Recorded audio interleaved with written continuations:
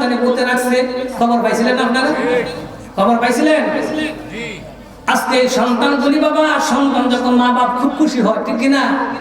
মা বাপ খুশি হয়, কিন্তু সন্তান যখন বড় হয়ে যায় ওই সন্তানগুলি মা বাবার সাথে বেয়াদবি করে কষ্ট পায় মা বাবা খুবই। একটা ছেলে বাবা প্রতি বছর হজে যায়, হজে যাইয়া বাবা সে মাকামে ইব্রাহিমে বসে বসে আল্লাহকে বলে, আল্লাহ তুমি আমাকে মাফ করে দাও, আল্লাহ তুমি আমাকে ক্ষমা করে দাও, আল্লাহ তুমি আমাকে মাফ করে দাও, আল্লাহ ভুল করছি জীবনে আমাকে ক্ষমা করিয়ে দাও। আল্লাহ বলেন প্রতি বছর হজে যায়, হজে যাইয়া দেখে মাকামে ইব্রাহিমে ওই ছেলেটা, যুবক ছেলেটা বসে কালি বলে, আল্লাহ আল্লাহ আল্লাহ তুমি আমাকে মাফ করে দাও, তুমি আমাকে ক্ষমা করিয়ে দাও। ওই ছেলেটা বাবা চোখ উঠানো, হাত নাই, পা নাই, পা কাটা, হাত কাটা, দুটা চক্ষু নাই। আল্লাহ বলি প্রতি বছর হজে যখন যায় ওই ছেলেটা দেখে মাকামে ইব্রাহিমে বসিয়া বসিয়া ছেলেটা শুধু কান্দে, আল্লাহ তুমি আমাকে ক্ষমা করে দাও, আল্লাহ তুমি আমাকে মাফ করে দাও। একদিন আল্লাহ বলি জিজ্ঞাসা করলো, হে যুবক তুমি কেখানে মাকামে ইব্রাহিমে বসে বসে কেন তুমি কান্দ? তোমার জীবনের কি ইতিহাস আমাকে একটু বলবা কিনা? তখন এই যুবক ছেলেটা বলতেছে, হুজুর আমার জীবনে একটা ভুল, আমি জীবনে একটা ভুল করে ফেলেছি। আমার বাবা ছিল কাঠুরিয়া, গরিব মানুষ, কাঠ কেটে কেটে জঙ্গল থেকে বাজারে বিক্রি করে কিছু বাজার করতে হবে, আমাদের দিন চলতেছে। হঠাৎ করে আমার বাবা ইন্তেকাল হয়ে যায়।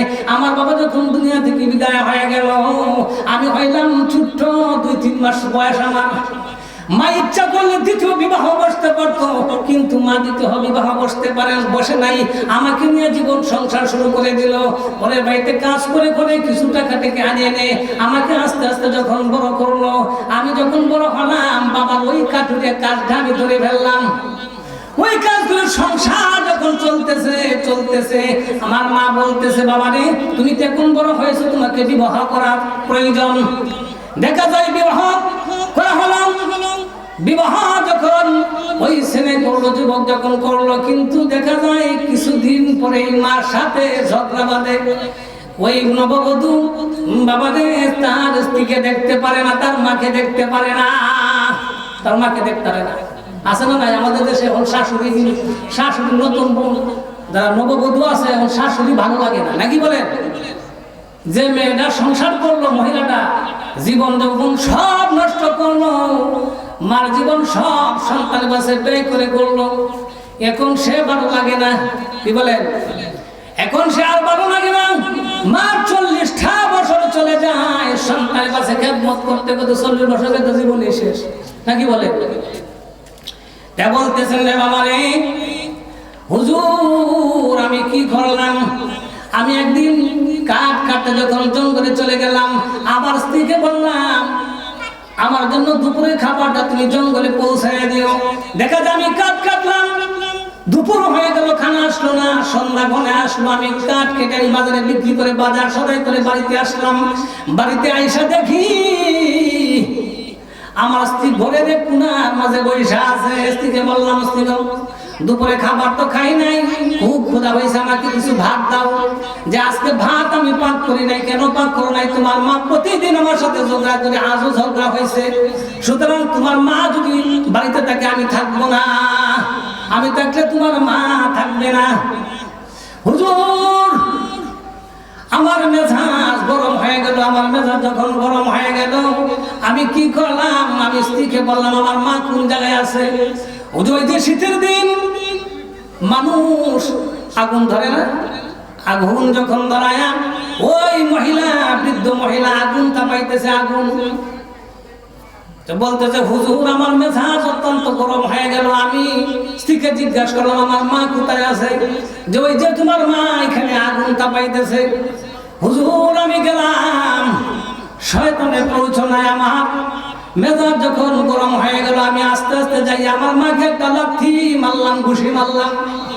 মাকে যখন লাথি মারলাম, ঘুষি মারলাম, মা শিখে যাই আগুনে পড়িয়া যায়। আগুনে যখন পড়ে গেল আমি ধারায় রইলাম। আমার হুশ আসলো, হাই দেখি সর্বনাশ করলাম।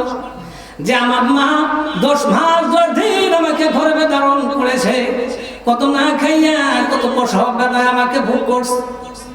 আজকে মাকে লাথি মারলাম, বন্ধু মা যখন আমরা ছোট্ট করে যখন প্রস্রাব করে যাই, ডান দিকে প্রস্রাব করে মা বাম দিকে নিয়ে আসে, বাম দিকে যে প্রস্রাব করে মা বুকে নিয়ে আসে। আইরে আমি মাকে কি করলাম, মাকে আমি লাথি মারলাম, মা আগুনে পড়ে গেছে। আমি হুজুর মাকে উঠাইলাম, উঠে দেখি মা আর দুনিয়ার বাড়িতে নাই, মা দুনিয়া থেকে বিদায় হয়ে গেছে।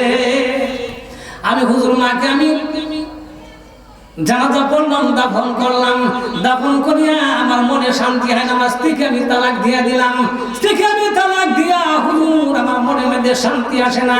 আমি কি করলাম, আমি দেখা যায় আমার মনে যখন শান্তি আসে না, আমি ইচ্ছা করলাম যে হাত দিয়ে আমাকে খুশি মারলাম, এই হাত আর আমি দুনিয়াতে রাখবো না।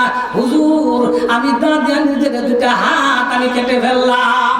এরপরে আমার মনে শান্তি আসে না, মনে যখন শান্তি আসে না, আমি আমার দুটা পা আমি কেটে ফেললাম।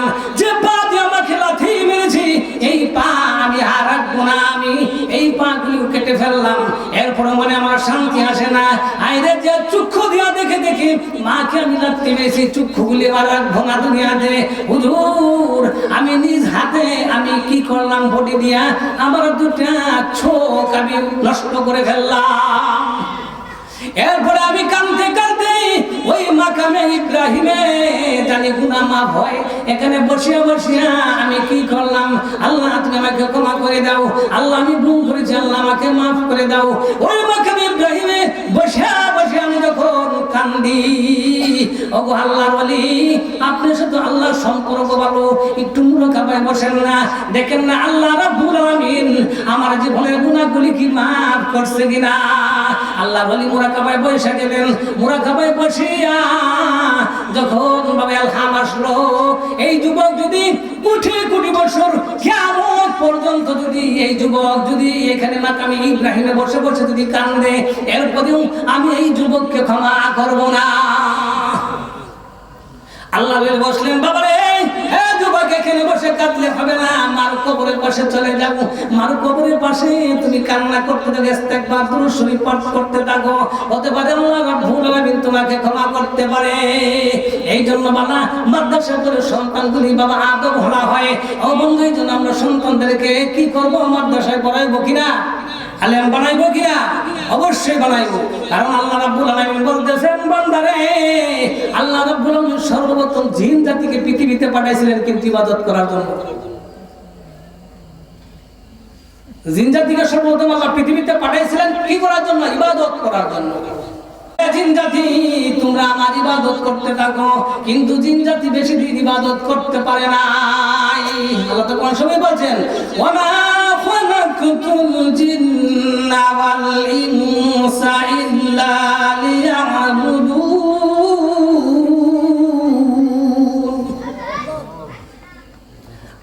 একমাত্র আল্লাহ রাব্বুল আলামিন মানব জাতি জিন জাতিকে সৃষ্টি করছে একমাত্র আল্লাহর ইবাদত করার জন্য। কিন্তু জিন জাতিকে আল্লাহ রাব্বুল আলামিন সর্বপ্রথম এই পৃথিবীতে দেওয়া হয়েছিল, কিন্তু তারা দেখা যায় আল্লাহর ইবাদত করতে শুরু করলো, কিন্তু তারা বেশি দিন ইবাদত করতে পারে নাই। আল্লাহকে তারা ভুলিয়া গেল, আল্লাহকে তারা ভুলিয়া নিজেদের আত্মকলহ হয়ে বাবা নিজেকে মারামারি হানাহানি কাটাকাটি লেগে গেল। আল্লাহ রাব্বুল আলামিন রাগান্বিত হলো, ফেরেশতাদেরকে ঘোষণা দিলেন, ফেরেশতারা এই জিন জাতিকে সমূলে ধ্বংস করে দাও। যখন জিন জাতিকে সমূলে ধ্বংস করে দেওয়া হলো, একজন জিন আজাজিল ছোট্ট সন্তান, ফেরেশতাদের মায়া লাগছে, মায়া লাগে তাকে হত্যা করে নাই, ফেরেশতা তাদেরকে সাথে করে নিয়ে আসা হলো। আল্লাহ রাব্বুল আলামিন বলেন, আল্লাহ সকলকে ধ্বংস করে দিয়েছি, এই ছোট্ট শিশু আমাদের মায়া লেগে গেছে, ফুটফুটে কত সুন্দর বাচ্চারা, এই বাচ্চাটাকে আমরা নিয়ে আসছি। আল্লাহ রাব্বুল আলামিন বলেন, ঠিক আছে তোমরা রাখিয়া দাও, তাকে কিছু শিক্ষা দান করো। দেখা যায় ফেরেশতারা তাকে শিক্ষা দান করলেন, এমন শিক্ষা অর্জন করলেন মুআল্লিমুল মালায়েকা হয়ে গেল। ফেরেশতাদের শিক্ষাগুলো হয়ে গেল এমন শিক্ষা অর্জন করছে, এমন শিক্ষা অর্জন করছে এই আযাজিল বাবা, সে মুআল্লিমুল মালায়েকা হয়ে গেল, ফেরেশতাদের শিক্ষাগুলো হয়ে গেল। আল্লাহ রাব্বুল আলামিন বলেন, এখন আমি আদম সৃষ্টি করব। আদমকে যখন সংক্ষিপ্ত এই কথা আমরা সকলেই শুনছি, কথাগুলো বোঝানোর জন্য এখান থেকে আপনি টান দিয়ে যেতেছে, এই কথা সকলে আমরা জানি। আদম আলাইহিস সকলে সেজদা করলো, কিন্তু জিন জাতির অহংকার চলে আসলো না, আমি বলে আগুনের তৈরি, আমি তো মাটির তৈরি, আদমকে সেজদা করতে পারি না, অহংকার চলে আসলো।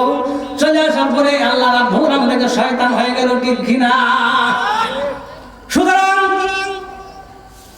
এই শয়তান আমাদের সাথে আছে না নাই? কোন সময় পর্যন্ত থাকবে? এই বাবা